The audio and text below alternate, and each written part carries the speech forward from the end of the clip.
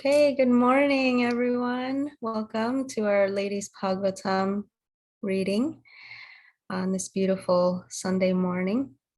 And so we're continuing with chapter 8 of the 4th canto.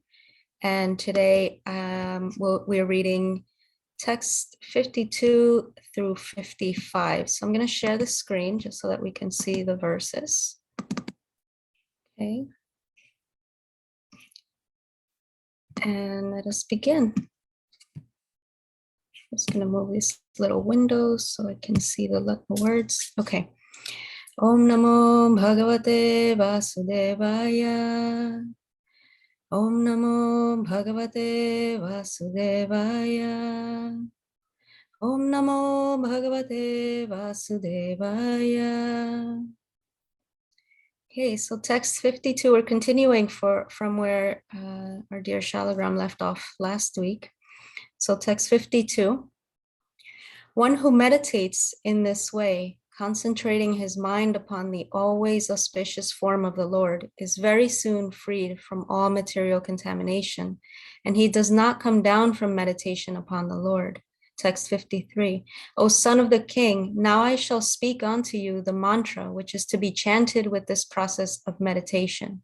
One who carefully chants this mantra for 7 nights can see the perfect human beings flying in the sky. Text 54, Om Namo Bhagavate Vasudevaya. This is the 12-syllable mantra for worshiping Lord Krishna. One should install the physical forms of the Lord, and with the chanting of the mantra, one should offer flowers and fruits and other varieties of foodstuffs exactly according to the rules and regulations prescribed by authorities. But this should be done in consideration of place, time, and attendant conveniences and inconveniences. Text 55. One should worship the Lord by offering pure water, pure flower garlands, fruits, flowers, and vegetables which are available in the forest, or by collecting newly grown grasses, small buds of flowers, or even the skins of trees, and if possible, by offering tulasi leaves, which are very dear to the Supreme Personality of Godhead. So today I'd like to focus on text 52. So I'll pull this up. Evam Bhagavato Rupam Subhadram Dayato Mana Nirvitya Parayaturnam Sampanam Na Nivartate. Translation: one who meditates in this way, concentrating his mind upon the always auspicious form of the Lord, is very soon freed from all material contamination, and he does not come down from meditation upon the Lord. Purport: this fixed meditation is called samadhi, or trance. A person constantly engaged in the transcendental loving service of the Lord cannot be deviated from meditating on the form of the Lord as described herein.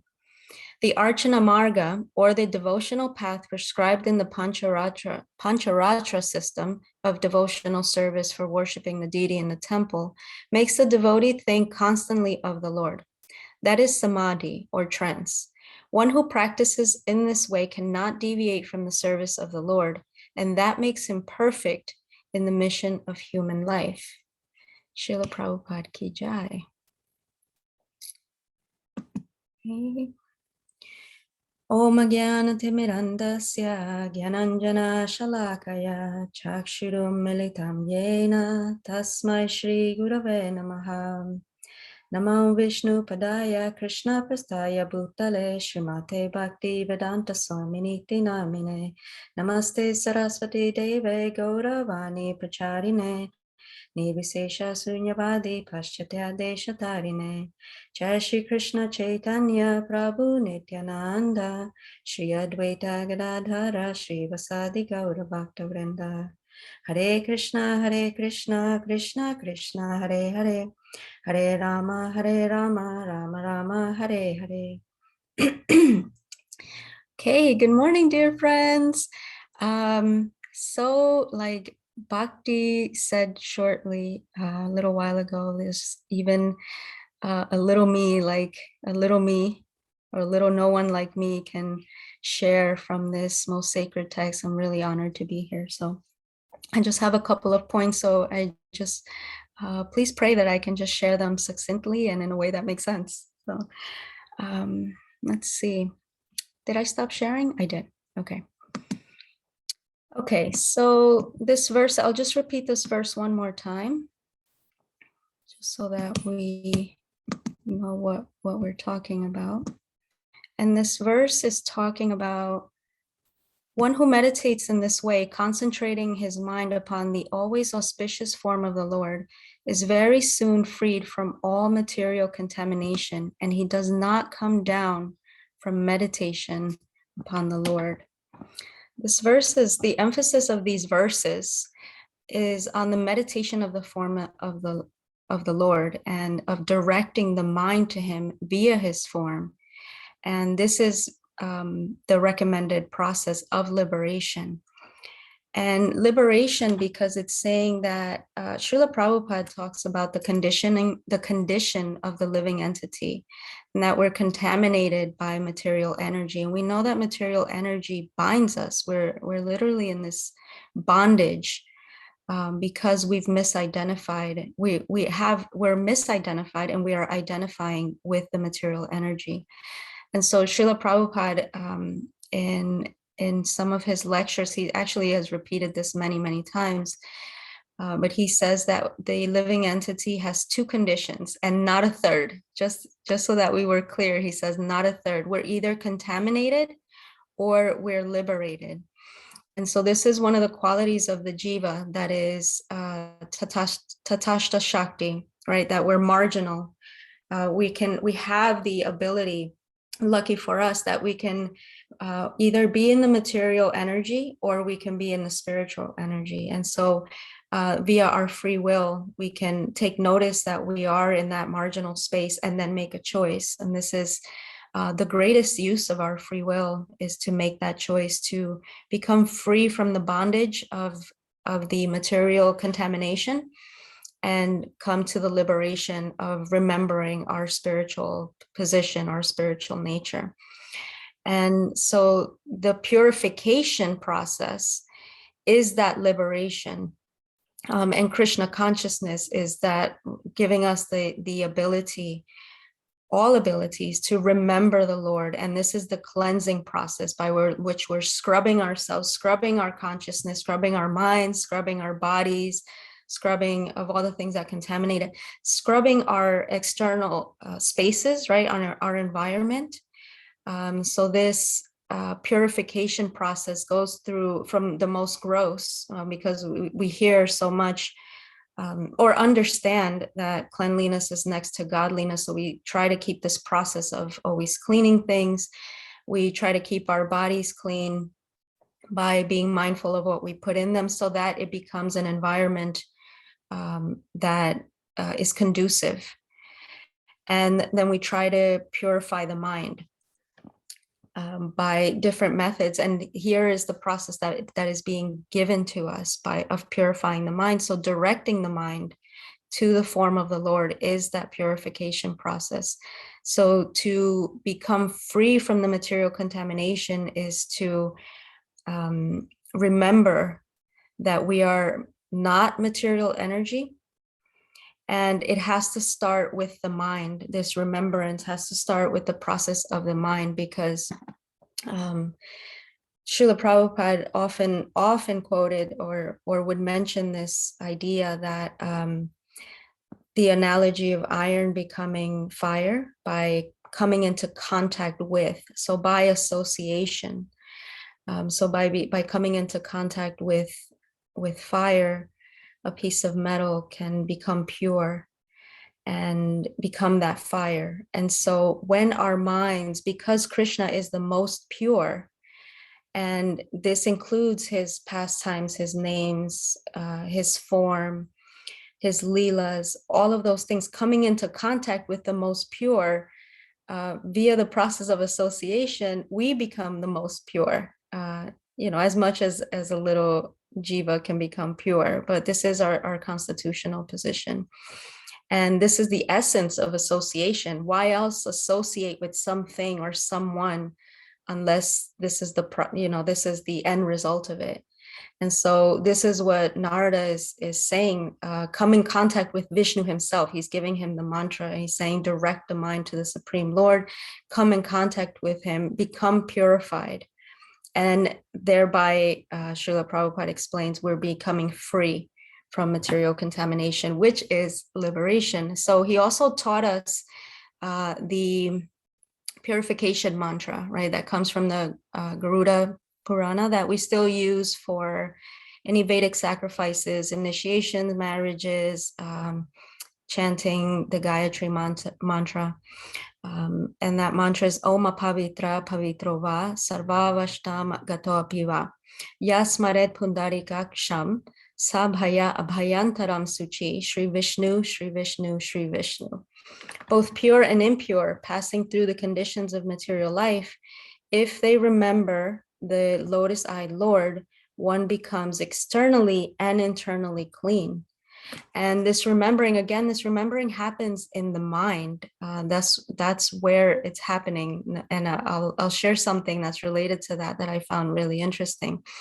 But before that, in the Yoga Sutras, which is basically the it is Ashtanga yoga, and this is basically what Narada is teaching, right? The process of samadhi via all the different steps of finally coming to samadhi. So he's teaching Ashtanga yoga. And the Yoga Sutras, the second sutra is Yogas Chitta Vritti Nirodha. So yoga, that connection with the Supreme Being, because in the Yoga Sutras, Patanjali speaking about Ishvara, which is the Lord, the word Nirodha is used. So Nirodha is to arrest, to stop, to cease. And I found it interesting that in the verse that we're reading, it says Manaha Nirvitya.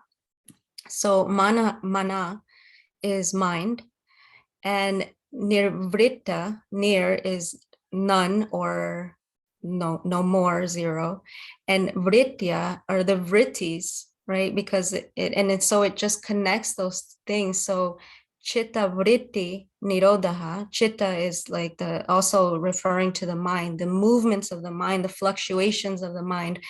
For me, it's the distractions of the mind, right? The going here and going there, and just like this is such a crude example, but when you're walking a dog, like any little sound or any like smell, they're like, oh, over there, and then they're over here. So these distractions, these vrittis, these movements that are going on in the mind. And then there's that connection here with nirvritya, with no more movements of the mind. And so I just found that really interesting, that it's all related to the mind, and bringing it under proper control. And we're given all of the different ways to do that. There's actually countless ways that we can do that. So directing the mind and the senses to that which will purify us. So it's a very intentional thing. And without this purification or redirection of the mind, it's not going to be possible for us to cleanse the heart. So the cleansing of the mind and the senses comes first. I think that it's a very practical thing too, because I don't know if you've all experienced this, but I've experienced it, and I've spoken to people, and I think even what is it? Marie Kondo knows this very well. When we have a lot of clutter in our minds, it starts to show itself and manifest itself in our external space. And this is a very real thing. And it almost happens it can happen unconsciously, that you don't realize it. One day you're like, wow, things are all over the place. And if we pay attention, we can trace it back to a lot of things going on in the mind. So normally will probably say, oh yeah, I just haven't had time to get to this, or all of these things. But if we notice the subtlety of what's going on in the mind and the connection, we can see, oh yeah, I got a lot of stuff going on. And then it's harder for me to be intentional, and there's things everywhere, which is, those vrittis of the mind. And in the Bhagavatam, in the 11th canto, This is described, let's see, 11th canto, 3rd chapter, verse 49. The process of meditation of the Lord is also being described. So it's being said again, just in a different way. And at the end towards the end of the purport, it says, if somehow or other one can remember the Supreme Lord constantly by chanting and hearing his holy name, one will come to the pure stage of life as described in this Vedic mantra, Om Pavitra Pavitrova, Sarvavashtam Gatopiva, Yasmaret Pundarikaksham, Sabhaya Bhayantara Suchi. So it's the same, it's being quoted again. And then it continues with this.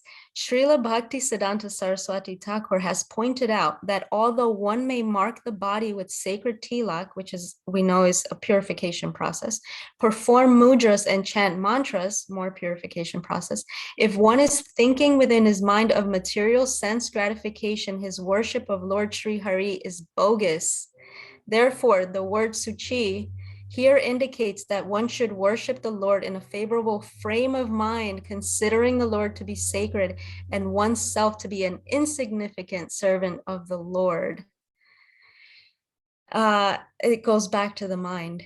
It doesn't matter if our bodies are completely clean, if our space is completely clean, if we don't start with the purification process of the mind, then we're just kind of building it on a non-solid foundation. And we can see that sometimes externally we can, be okay, presentable, but what's going on in the inside, it's like the little duck, right, that they say is like flapping under the water, and no one can see. On the outside they look completely peaceful and happy, but it all has to start with the mind.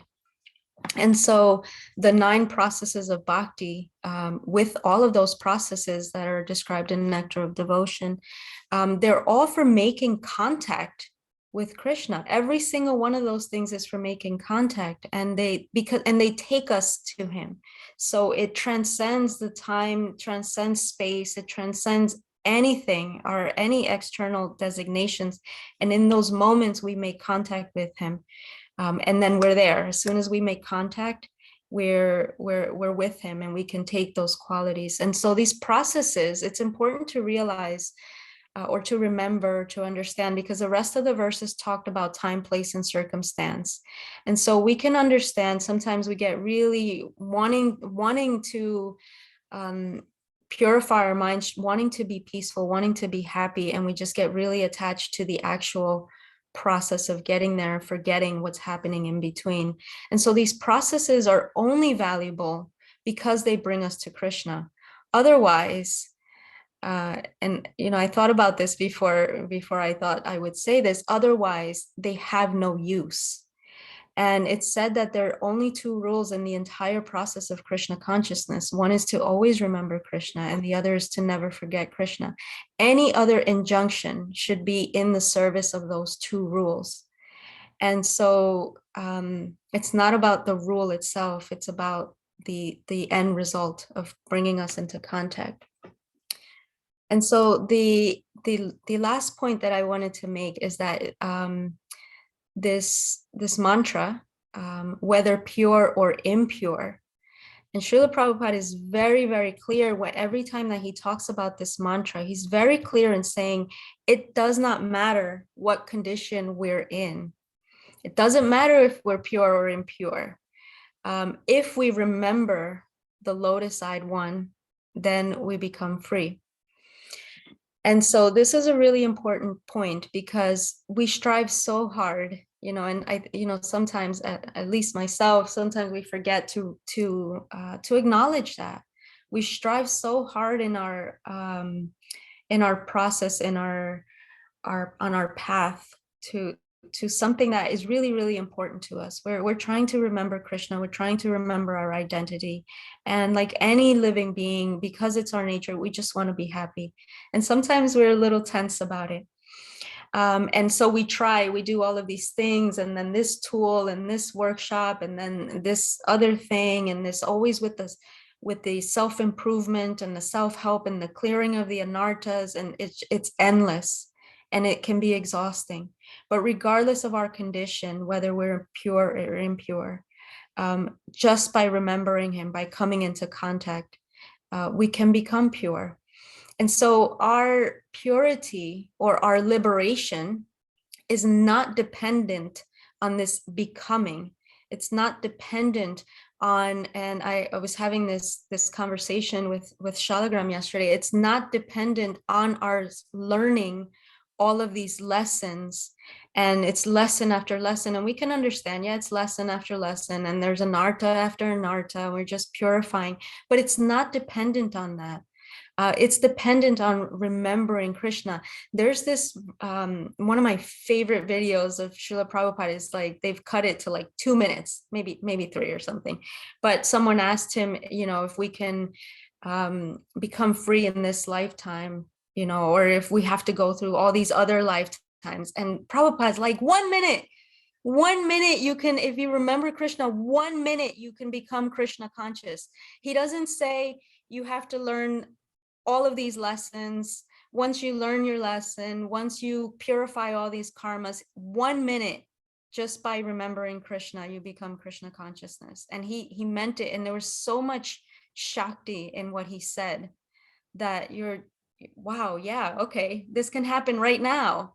And so, yeah, we're on this path, we're on this journey, and it's beautiful, and sometimes not, and everything in between.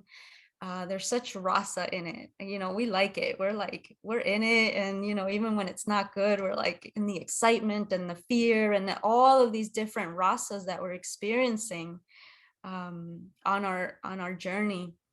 But, we're in it. We like it. We like the drama, and we're in our own, we're like the center of our telenovela, it's our movie.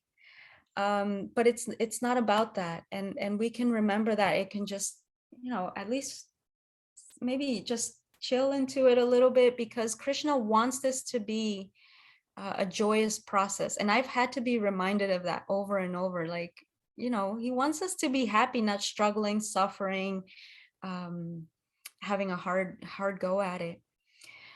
And so I just wanted to share a Bhagavad Gita verse where he talks about this in 15:15. I am seated in everyone's heart, and from me comes remembrance, knowledge, and forgetfulness.